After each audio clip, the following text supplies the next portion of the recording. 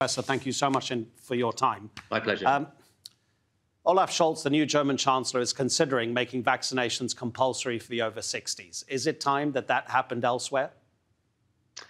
It's a difficult issue, yeah. I think there is certainly a moral obligation for everybody to be vaccinated, not only to protect yourself, but to protect your people around you. But I think at the moment, most Western countries would struggle to impose something like vaccination or any medical intervention on people against their will. And I think it is difficult to try and balance these rights and obligations. And ultimately, personally, I wouldn't be comfortable about forcing vaccination on anybody, even though I think it's a moral obligation, particularly amongst healthcare workers, to be vaccinated.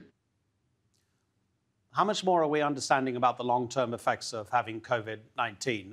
An example that we wanted to use was of Pierre-Emerick Aubameyang. You'll be forgiven for not knowing who he is, but he's an international footballer and he plays for Arsenal. The thing is, yes, he's just been asked to leave the African Cup of Nations. He had COVID-19 and so did two of his Gabonese teammates. Yeah. So these are three of the fittest people you could ever hope to meet. All three of them, they now have heart lesions. Yeah, and that's a known consequence of COVID infections. And yes, there are a wide range of potentially serious and potentially life-changing consequences of COVID. And we're not even now really understanding how much of an impact these things will have throughout the course of people's life. And certainly, the thing that you can do to make sure you don't get these long COVID issues is be vaccinated. Because even if vaccine doesn't totally stop your risk of getting infected, what it does do much better is, if you do get infected, reduces the chances of you getting serious disease, reducing the chances of dying, and almost certainly reducing the chances of suffering long-term consequences.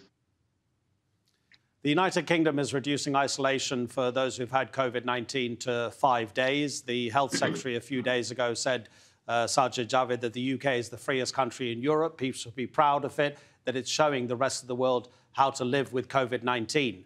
Are we at the stage where we have to accept that we should be living with hundreds of deaths a day, with thousands of people being infected, or is mitigation still a critical factor for everyone to consider? Well, I think whether we want to or not, we will be living with COVID for the rest of our lives. This is a virus that's going to be here for decades, probably even centuries to come.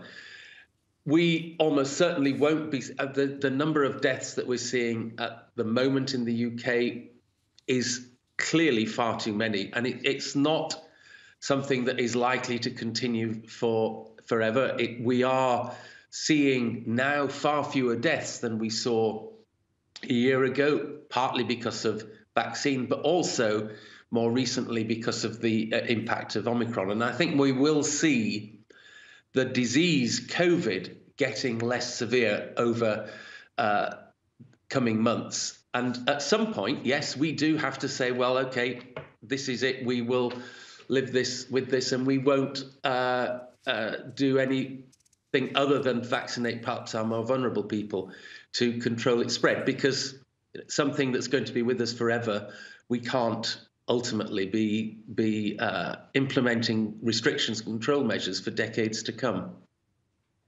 Professor, thank you. Really, really appreciate it. You always help to keep us safer with your analysis. Paul Hunter speaking to us from Norwich.